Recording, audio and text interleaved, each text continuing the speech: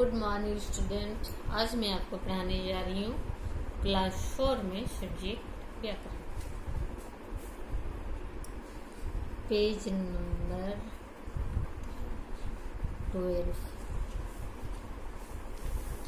आज हम पढ़ेंगे, पिछले क्लास में हम पढ़े थे स्वर्ण वर्ण के बारे में। आज हम पढ़ेंगे व्यंजन वर्ण। जिन वर्णों का उच्चारण करते समय मुख से निकलने वाली वायु के मार्ग में एक वर आती है उसे व्यंजन कहते हैं।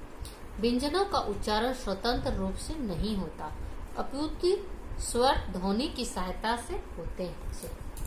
हम कह सकते हैं कि व्यंजन वर्ण उसे कहते हैं जिन वर्णों के उच्चारण में किसी अन्य वर्ण की सहायता ली जाती है उसे हम व्यंजन वर्ण कहते हैं। जैसे क, जोड़, अ। क मेरा व्यंजन है और अ मेरा स्वर है, दोनों मिलके बन गया क। व्यंजनों के साथ अ जोड़कर लिखा और बोला जाता है। अब पढ़ेंगे हम व्यंजनों के भेद कि व्यंजन कितने प्रकार के होते हैं। उच्चारण के आधार पर व्यंजन 3 प्रकार के होते हैं।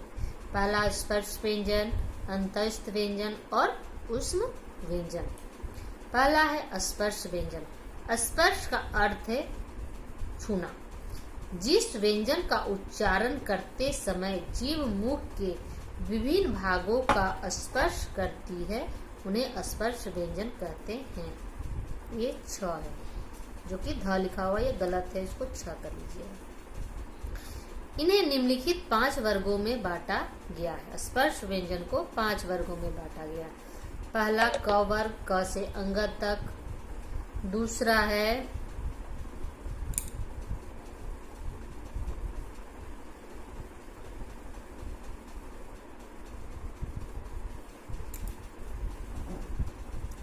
च वर्ग, च से यहाँ तक।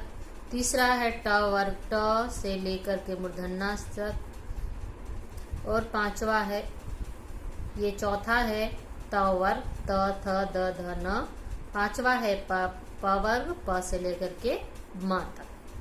तो ये हो जाते हैं टोटल 25। दूसरा है अंतस्थ व्यंजन। अंतस्थ का अर्थ है अंदर या बीच में स्थित। जिन व्यंजनों का उच्चारण करते समय जीभ मुख के किसी भाग को पूरी तरह स्पर्श नहीं करती उन्हें अंतस्थ व्यंजन कहते हैं। ये हैं य, र, ल और व। तीसरा है ऊष्म व्यंजन।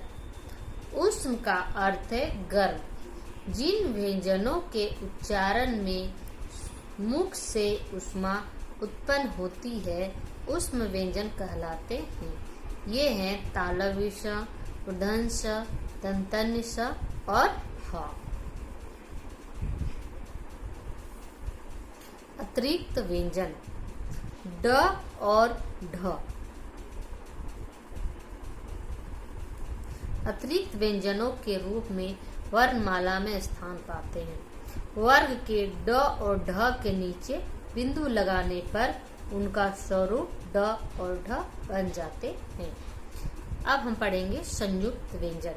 संयुक्त छ, त्र, ज्ञ और श्र संयुक्त व्यंजनों के रूप में जाने जाते हैं।